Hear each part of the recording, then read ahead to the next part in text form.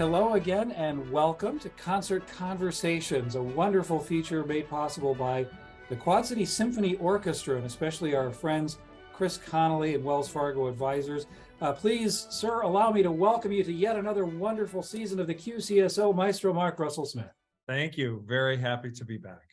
You know, it's a great time of homecomings. We've had a wonderful summer. There was a great Pops concert, but we've all been waiting for this Masterworks season to get underway because the arc of the season is truly extraordinary. We're going to really drill down into the October program. But first, if you have any thoughts you'd care to share about really the narrative of the season. Well, I think, the narrative is, I shouldn't really say more of the same, but I've really liked this season a lot because of the juxtaposition of like just great classics. In this case, actually, we have two Russian symphonies. We have Beethoven's Sixth Symphony. We have great classics. And then I think a really heady mix of music that people probably don't know, but I know that they'll like, and celebrating American music. Anyway, there's something for everybody. And there's just a real diversity of styles, diversity of composers. It has kind of turned out, and seasons turn out the way they do for like thousands of reasons, but it's really turned out to be a very cool season with, I think, a great trajectory. Well, and you're starting us off on a theatrical foot. The very opening work of this particular season will be Samuel Barber's The School for Scandal Overture. And I just have to mention, at Rock Island High School a million years ago, we had a great advanced English teacher named Mr. Milton. Isn't that who you want your English teacher to be? And we were all allowed to choose our own works. And by luck of the draw, I got to read Sheridan's School for Scandal. Wow. Which was great. It was the smash hit of its day, which is probably why it was still on the radar screen when Barber was hunting around for something to write about. So tell us a little bit about what drew your attention to Samuel Barber's overture. Well, look, Samuel Barber is, among the most famous American composers and the most played and the most loved, but only for a few pieces. We think of the Adagio for strings, we think of Medea, we think of other things that he wrote. And this overture is very early on in his career. He's really one of the great talents and really precocious and young, and coincidentally a graduate of oh my God, I almost said Juilliard, of the Curtis, okay, my other school, the Curtis Institute of Music. And so this is a piece that has youthful spunkiness and has Barber's great ingenuity. It's a very classical form, but there's just great American spunk to it and theatricality, like you said. And this is, Barber was a very theatrical composer, wrote operas and the young Barber especially was just brimming with ideas. And so this piece is not often played, but it's really a masterwork. And that's, again, something that I love to do, is introduce works by composers that people love, but pieces they may not necessarily know. And they're going to come away saying, wow, I've never heard of that. And man, what a fantastic overture. And I think the musicians as well, because it's just not often played. Well, and that's true. And I'm trying to think of some recent examples, but there have been some where there have been composers, everyone recognizes their names, but you've brought us a dimension to them that we hadn't seen before. However, I will say with the next work on the program, this is a name that's new to me, new to many of us. Andrea Casarrubios. We'll be hearing a work called Seven. And right. So here's thanks to you for not just bringing a new work, but a new composer to us as well. Well, and this is thanks to Tommy Mesa, our soloist. This is a piece not for orchestra and cello. It's just for cello. So it's a solo cello piece. And when I asked him to play the Jessie Montgomery concerto, or the piece called Divided, he suggested this. The Jessie Montgomery piece isn't quite long enough to take a full concerto spot. And so it was his idea to pair these two pieces. And again, it's the opportunity to hear a new voice, to have our soloist. In this unusual case, the soloist kind of curated this. Like the soloist suggested this piece to me, and it's like, yeah, fantastic, it's great. So it'll be a little unusual to have just, we'll sit there for 7 minutes and just have the cellist play, but it'll be cool. It'll be super focused and I think interesting, different, and a refreshing way to meet a brand new composer. Well, and I like this because you've done a great job bringing wonderful guest artists into our midst. And a lot of times we'll hear them in a concerto and think, wow, I really want to know more. I want to hear more, maybe in a slightly different genre. And now we get that with Right. Tommy Mesa joining us this weekend. It's going to be a phenomenal way to get to know somebody a little more intimately. Right. He came with the Sphinx String Quartet, if you recall, like during COVID. That's right. And yeah, I had he forgotten about he was that. one of the quartet that played Michael Abel's, what's the name of the piece? Delights and Dances. Yeah. And so Well, we had that incredible quartet of soloists from the Sphinx organization. And he, 4 great players, but, then I had the opportunity to work with him later playing the Dvorak Cello Concerto. And anyway, so I wanted to invite him back here. It was as a member of a quartet, he came before, now he comes back as a soloist with a piece that was dedicated to him, that Jessie Montgomery wrote for him. And I'm glad we're going to go right into that because, you mentioned Michael Abel's name. And now for many of us in the Quad Cities, when I hear there's going to be a work by Michael Abels, I get very interested very quickly. Another person you've introduced us to is Jessie Montgomery. Right. So remind us a little bit about why Jessie Montgomery is so important in classical music today. Well, she is an African-American composer, young, string player, started out as a player, kind of writing quartets, kind of writing stuff for herself and her friends, and was very much, I think, promoted and adopted by the Sphinx organization as well. But the talent just has come to the fore. And she's composer in residence of the Chicago Symphony. She's been mentored actually by Michael Abels. She won an award. And I was talking, actually last time Michael Abels was here, as a matter of fact, he had just filmed something like a congratulatory message for her at her request. So old Michael Abels was someone that Jessie Montgomery looked up to as a role model, and Michael really thought that was an incredible thing and really embraced that role as now kind of the old guard of composers of color and a real inspiration now that he's a Pulitzer Prize winner, Abels, but we digress. But Jessie Montgomery is when Tommy said, she's writing a piece for me, do you want to do it? I said, absolutely. And, without having to look at the score, as a matter of fact, when we agreed to it, the score didn't exist yet. I just got the score back in July. The first time I opened it was in July. And so it's very exciting to bring her voice. We played a piece, her signature piece called Banner, which is for string quartet and string orchestra. We play with the QCSO. But to now allow Tommy Mesa, for whom it was written, to play and to have this piece. Certainly, of course, it's the premiere. I would guess it's the Iowa premiere. I don't know. We're one of the earliest performances of this. I don't know the exact number, like where it is premiered or if it even has been premiered. So. Well, I do want to account for my guffaw earlier. If you are newer to the concert conversation scene, friends, when Maestro made that remark about Michael Abels, you need to know they were in grade school together. So if he's calling him an old man, well, there's the jokes on. Yeah, okay, gotcha. Hey, before we move away, though, from the involvement with Tommy Mesa, as I said, I'm really not familiar with Casarrubios, the composer of the work called Seven. Is this someone who is relatively new for you as well? Or someone that you've worked with before? No, not at all. No, Tommy introduced this music to me. So I can't have much of a conversation about this composer because it really is, as I said, the rare opportunity to have something curated, not by me, but by our soloist. And I have such faith in him and the idea of combining these two pieces works really well together. And so I don't know, I'll be learning as much as our audience. So that'll be an adventure for me as well. I find that to be very exciting. I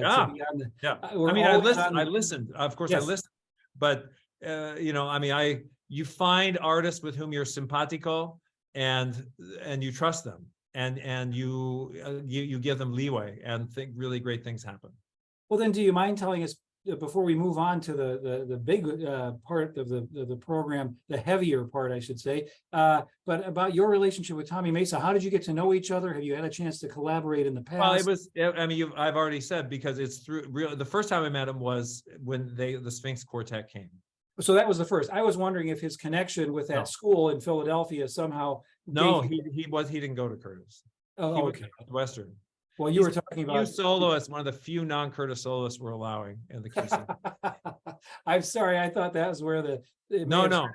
So we're grateful that you introduced us to him through Sphinx. But again, as you said, that was through a quartet. We get a chance to really shine a spotlight on Tommy Mesa as a cellist, right? In this program. Okay, so it's thanks to you that I and many of us in the Quad Cities have a much deeper appreciation of Dmitri Shostakovich and his Seventh Symphony. This is another symphony that has a connection with Leningrad, today St. Petersburg, obviously a much happier one in that it was premiered there. But for the bulk of the second part of the program, we're going to be hearing Dmitri Shostakovich's Fifth Symphony. So what attracted you to this among the composer's many great works? Well, I mean, there's such a backstory, extra musically speaking, and of course, it portrays itself in the music. It manifests itself in the music as well. The Fifth Symphony is one of the great 20th century symphonies. I mean, without doubt.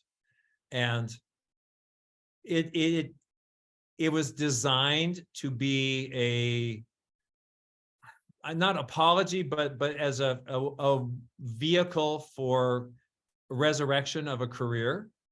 Shostakovich fell out of favor with Stalin, and the idea to write this piece and how it was written and what the musical elements are absolutely was designed to get back in the good graces. And what Shostakovich did, because he's a genius and because he's smarter than Stalin, who was very smart, I mean, Stalin, extremely evil, but very smart guy. And he knew how powerful music was. And so he knew that if he wanted to keep power, he had to control things. And so it's geniuses like Shostakovich who are able to say the ineffable, to say the unspeakable, to write music that touches the hearts of people and say things that words can't, and also say things that aren't allowed to be said. And so the Fifth Symphony follows all of the rules, the quote unquote rules. It has militaristic marches. It has a finale that is now actually incredibly ambiguous. Like, is it rejoicing?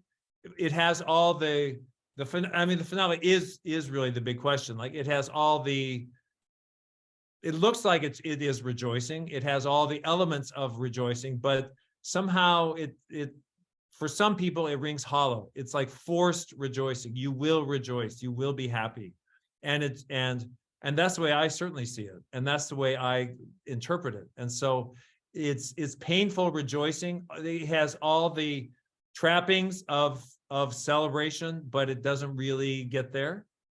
But it faked out the authorities. It faked out enough people and the powers that be in the Russian artistic government, censors and all that. It absolutely passed the test.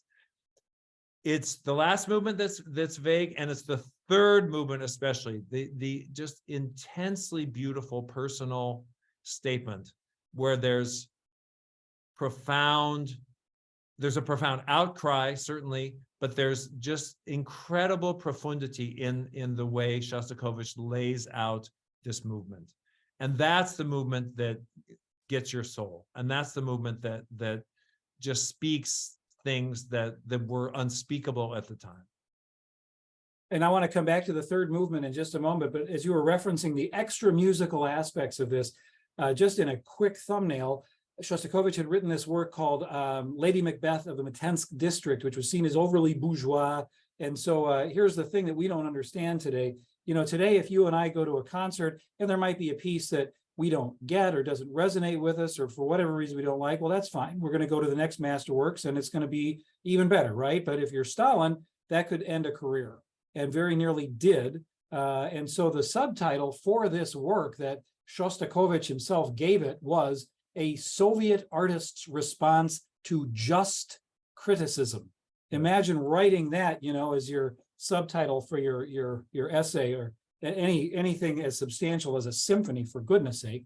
And then, yes, it did help rehabilitate him. It was premiered in Leningrad, I think 1937, to put that into historical context.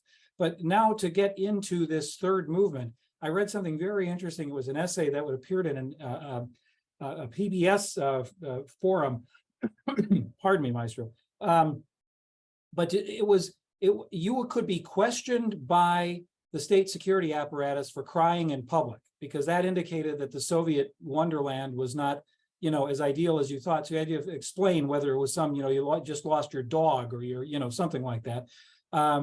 And yet it's reported that at the premiere, there was open weeping during the third movement because it was so beautiful, right? That people were just overcome with emotion. And imagine being so moved by a work of music, but thinking, I don't want to get questioned by the secret police because I'm crying. That's so surreal and so part of demagoguery. But what is it about the third movement that reaches into us in that way? Well, it's the great lyricism. It's the great intensity. It's the musical psychology that Shostakovich uses, where, we have the string body. First of all, it's just the string body and solo woodwinds, basically. No brass. So like all the big loud stuff, no brass, no percussion, a little percussion. There's xylophone and a few things and cymbal, but it's the musical psychology of the soloist. Like there's a solo oboe, a solo flute, against a stark background, whether it's just like one sustained note of the violins. So we have this great lyricism, the group of the strings singing together in super lyric, very expressive, very overt, emotional. And then we have the individuals, the oboe, the flute, the clarinet, who are the individuals, and it sounds so stark and so bleak, and therefore so expressive, so intense. And so the juxtaposition of those two colors is what plays a role in this. The way Shostakovich builds a line it starts, actually he divides the violins in three. We start with the third violins. It starts at the back of the violin section and just kind of gradually sweeps and gets bigger and bigger and more expressive. And just the way he builds these climaxes, it's just masterful writing, and it's masterful psychology, because the first thing that human beings hear, of course, the first sense that in utero you have is sound, and the psychology of a single voice, of one voice, a voice crying in the wilderness, a single voice, a single wolf, a single baby cry. Just the idea of a single voice has just great psychological resonance, and whatever has been put into us for hundreds and hundreds of years, that idea expresses something that's again unexpressible and touches a soul in a certain way that nothing else can. And Shostakovich understood that musical psychology as well as any composer ever has. And you part of the surreal aspect of everything old is new again. Over the summer, I read an essay that a current army officer for Russia had the temerity to quote an anti-war line from Tolstoy, and he was summarily arrested. So apparently we haven't come that far in certain circles. But I'm grateful that we are here this weekend going to be hearing Dmitri Shostakovich's Fifth Symphony, plus just a wonderful buffet of really cool music that I know I have never heard before, and I'm really excited about that. Any other thing before we wrap up this concert conversation? And remember, if we forget something now, we'll invite people to come and join us live, right? Right. No, I mean, we have some miniatures. We have 3 kind of miniatures in the first half, and then we have something, then we take like a huge journey, a huge psychological journey. And so there's that aspect of it. We have American, we have not just American, but all the diversity of America. We have something Soviet, and something like such a child of its time, a piece that could not have existed without the Soviet Union being the Soviet Union, but a piece that also speaks universal truths. And no matter where it's from, if it's from Russia, if it's from the Soviet Union, if it's from wherever, that doesn't matter. It speaks universal truths and truly is one of the great symphonies in the repertoire. And, from when it came out, Bernstein wanted to do it, Eugene Ormandy, when it came out, it was the hottest symphony, in the world, and people were, killing to have the premiere of it, and so anyway, it's one of those pieces. And so therefore I think worthy, and I think just a great way to open a season. It's a statement symphony for sure. And the virtuosity and the passion and what the Quad City Symphony brings to this will make it a magical evening without question. Well, I want to thank you, Maestro. And remember, friends, if we have now whetted your appetite, please join us 1 hour prior to concert time Saturday night at the Historic Adler Theater, or Sunday afternoon at Centennial Hall in Rock Island. Maestro, thank you for your time today, and we're looking forward to a great concert. Thank you. Thank you. My pleasure.